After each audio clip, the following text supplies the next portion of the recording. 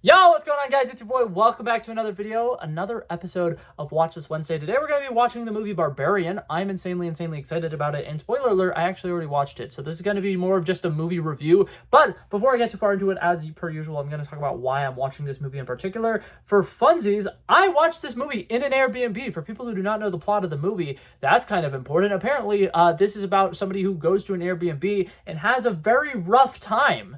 So that was interesting. I ended up throwing on this movie because I was at an Airbnb with one of my buddies, and he was like, hey, you're a movie guy, you can pick the movie. And we were going through Netflix's catalog, and let me tell you, Netflix, massive catalog, I have no idea. And it was relatively the middle of the day, but it was going to be nighttime by the time this movie finished. So I was like, you know what, let's throw on a horror movie. So I picked Barbarian, not knowing anything about it. I just know that people have been terrified of this movie, and I've been talking about how this is like one of the craziest horror movies they've seen in the last like 5 years. So I was like, you know what, let's dive into it, let's watch it, shall we? And now that I've seen it, let's talk about it. Watch. Oh, it's Watch This Wednesday. I'll add it to the list. Okay, so to give this movie a full review, I want to go ahead and say, if we're giving this movie points for being one of the most unpredictable movies I've ever seen, you got me there, because what the absolute hell? So for starters, this movie starts off very much like you would expect a stereotypical horror movie to start. There's a girl, it's rainy, she's in a car late at night, she goes to a house and that she's expecting to have to herself. It's her little Airbnb, realizes, oh shit, there's a man here. A woman and a man at night, that's peak horror right there. That's a stereotypical horror movie, and that's going to be scary. And Bill Skarsgård being the guy, ironically enough, actually makes this casting like even that much better, because it's like, okay, so there's going to be something creepy, and it's probably going to be with this dude because he's staying in the Airbnb where this girl is supposed to be, and it kind of like almost is giving off the vibes of like, okay, she's going to be locked in this house with this man, and that's what the horror is going to be. And to our surprise, that's not it whatsoever. They have a fun little night. They drink some wine together. They have some conversations, work things out. Everything's fantastic. And then the next day is when things start getting weird. She has an interview in town, so she goes to that interview. She tells the person who she has the interview with where she's staying, and that girl immediately is just like, ha ha, you're joking, right? And kind of is like very concerned for her. So that was a very good way to kind of like set this pace of like, okay, this is going to be eerie. What's going on with this town? There's going to be this lore that we're trying to discover. And so the girl who we've been following this whole time drives back to the house that she was at, realizes every other house within like a 6-block radius is destroyed. So that's funsies. I think that they do a good job of kind of setting up this very eerie tone now. And obviously she goes back to the house, and I believe at this point she's going to enter the house, and I love the way that they frame the scene very well. So she gets out of her car. You can see somebody running down the street way far away the second she pulls up. And the attention to detail here, he's just running. There's like a solid like 35 seconds that this man is running in the background, and he's trying to warn her not to go into that house because that house has some bad news. You know, don't go in this house, right? And she goes anyways, because obviously there's a man running at her. That's a little more terrifying right now than the safe house where she spent the night the last night. And then she realizes in the basement that there is a hidden secret room. It's absolutely terrifying. And she gets locked in the basement, which that scares the shit out of me. As somebody who lives in Florida and we don't have basements because like we literally would not be able to have basements, the thought of getting trapped in a basement might genuinely be the scariest thing ever. Like growing up, I think that basements might have genuinely been like the most terrifying thing to me ever. And it came to a point where like I didn't even think that basements were a real thing. And my first time when I went to one and I was hanging out with some of my cousins in a basement, I was like, okay, this is terrifying. Can we please stop this? Why did you make your game room in this little death trap that you guys call a basement? What is happening? I did not like it whatsoever. So this movie did extra get me on the scare factor there, just because just being in a regular basement is terrifying to me. And then she pulls a rope and then there's more basement. Yeah, hell no. Yeah, absolutely hell no. And I loved, she said that too. She literally was just like, oh, hell no. The second she opened up that door, I loved that. That was great. But then you find out that there's a room in there that has the dirtiest bed ever, a little bit of a bucket and a camera, and it's the most disgusting thing ever. And it really does do a good job of kind of like giving you this very uneasy feeling in your stomach. And rightfully after figuring that out, she's like, yep, gotta go. gonna leave now. This is what we're doing. And so she's able to break out. Oh, no, she's not able to break out of the basement. Bill Skarsgård comes back and they are able to get into the house and get out of the basement. And she's like, haha, we're leaving now. Even though at this point there's been multiple red flags. I don't know why she is still there, but she's like, we're going to leave now. And Bill Skarsgård is like, no, I kind of want to go see the basement now. Can you please stand here and hold the door open while I go check out the basement? And then everything goes off the rails. He goes down there. He gets trapped down there. She follows him down there and he gets murdered in front of her. And you're like, oh my God, what the hell is happening? And then they decide to cut to a different character.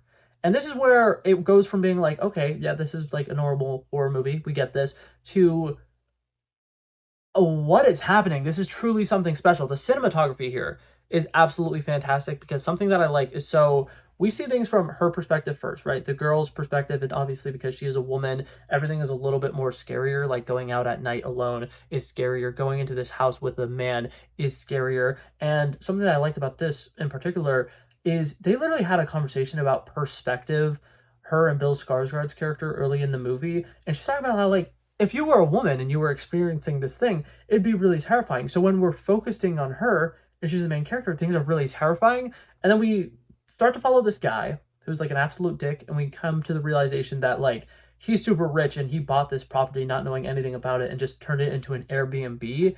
And so he's been upkeeping it, he's been paying for it, and now he's trying to see if he could like potentially sell it. And because he has a lot of legal issues and stuff going on, he decides to go to the house and realizes, oh my God, I think there's squatters in my house, because he's rich and entitled. So automatically people being in his house is bad news for him, and he's butthurt and upset about it. And because we're seeing things now from his perspective, all of these things that before were really terrifying, like the basement, and there being this room in the basement, and there being a cave in the basement, before it was super terrifying, he's more like, oh my God, this is square footage? Yo, this is really good news. And I kind of like that, because the girl obviously finds all these things terrifying because as a woman, these things are absolutely terrifying. But this guy, as somebody who's rich and has never probably felt pain or hardship in his life, he doesn't feel that fear, because why would he? He's rich. He's never had any bad experiences like this. And I actually really love that. That's something that this film did a really good job with. And because of it, there's a lot of sequences where like he's going through the caves underground and he's just going and going and going and going. And it feels like it should be terrifying, but like because he's not worried, as an audience member, you're almost not worried either. And I like that. Like, I genuinely think that that works. And then we end up getting some flashbacks to what the origins of this house is. And it takes place, I believe, in the 80s. It's very eerie. They decide to do like this third person POV, like almost like you're a GTA character, of this old creepy man who is stalking people.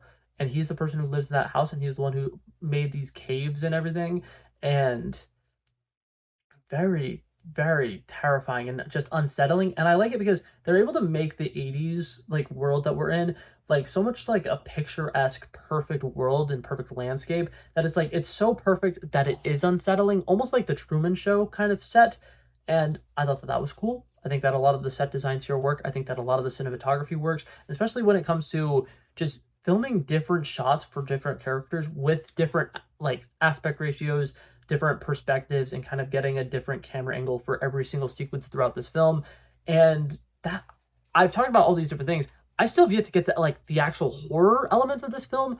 There's a character who I believe is just called the Mother, and she's this abomination that's from inbreeding, because the man who lived here in the 80s has just been raping and raping and raping women and then their offsprings, and then that came from this, and it is absolutely terrifying. And I'm not gonna lie, it makes me sick to my stomach just thinking about the Mother and their little milk bottle where they want to milk people. Very odd, very uncomfortable. Not a big fan of that. I did not like that whatsoever. And I've seen people discussing this film and talking about how like she's like a very like sympathetic character, and you should feel bad about still feel bad for them. And like obviously you do, because you know how they came to be, and the fact that they've been underground this entire time. It's still terrifying. I think that killing it at the end of the movie was a very good idea, because just give it mercy, just let it die, because at this point it has nothing to live for. It's not going to magically be able to like become okay. Like that is a monster, a horrible creature. It probably should have died sooner. But you know, that's the thing that happened. But we got an interesting kind of like escape plot. I'm bouncing around all over the place with this movie. I'm so sorry. This movie was weird and a lot to take in. So I'm trying to like kind of break things down in ways that in my mind make sense, but I realize if you're somebody who hasn't freshly watched the movie, you're probably like, Blake, what the fuck are you talking about? I'm sorry. But to kind of get to some of the last parts here, so we have the man who's like a rich asshole, and then we have the girl who just had her interview and is like freaking out and absolutely frantic and is trying to be a good person, and she's trying to save the rich asshole, and the rich asshole just kind of like keeps making things worse for this girl because she goes down to the cave to save him. He shoots her, and then he kind of like, you know, helps her run up the stairs and kind of try to escape to this water tower. They climb to the top of this water tower, and mind you, this is probably my favorite part of this movie. I love when horror movies are able to give us dark comedy and it works really well. So this rich dirtbag that we know is absolutely a dirtbag and has done a lot of shitty things in his life is, you know, talking about how like he's a good person because he saved this girl who he shot, mind you. He's the reason she needed to be saved. And he's having this conversation and they're sitting around a fire and they're having this heart-to-heart moment, and he's like, man, you know, am I a bad person? Am I a good person? Or maybe I'm a good person who's done bad things, you know? And it's this very like emotional thing, and it's like, is this movie trying to make us sympathetic with a rapist? That's really weird. Why are we doing this? And then they get to the top of the water tower, him and the girl that he shot, and then he proceeds to throw the girl that he shot off of the water tower, literally minutes after he was having this conversation about like, I think I am a good person. That was the funniest thing ever. That was absolutely fucking hilarious. That was great. I loved that. That is the kind of dark humor I love. And getting to watch that character die afterwards, not the innocent girl, the terrible, shitty, rich guy. Watching him die afterwards, 10 out of 10. 10 out of 10. That was fantastic. I love it. That was great.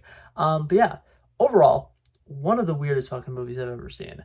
And as you could tell by how I just explained it and everything was all over the place, I don't actually like it that much just because of how incoherent a big part of it was. Like, for one, obviously, because rated R movies can only go so far, you don't want to show certain elements. You don't want to kind of like explain things. And I think horror movies as well, you tend to lose a decent bit of that horror when you actually fill in the gaps. Like, a lot of times part of what is so scary about these things is not knowing what happens in between.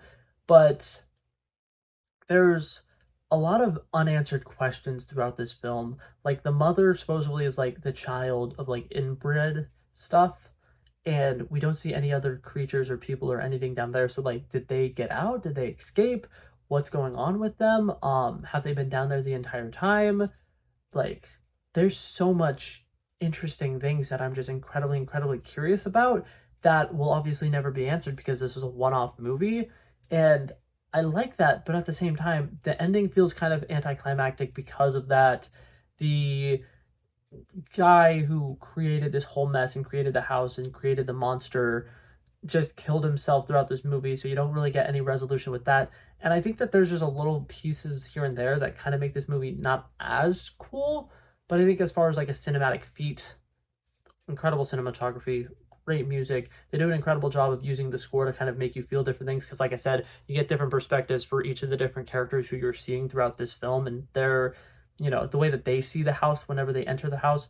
And I think that that's cool. I like the way that they're able to handle that and balance that really well. So I do really like it. I think that technically speaking, it is an incredible horror movie. If I had to give this movie a rating on a scale of 100, as I typically do, I actually gave this one a solid 79. I really like it. I do think, like I said, there's some comedic aspects in here that are great. Like, the rich asshole is played by an actor that is just so likable that, like, he is hilarious. He is genuinely very funny. But yeah, that being said, that's it for this video, guys. Thank you guys so much for coming by checking it out. I love and appreciate you guys so much for watching. If you liked it, feel free to like and subscribe, and I'll hopefully see you guys in the next one. Peace out. Bow, bow, bow.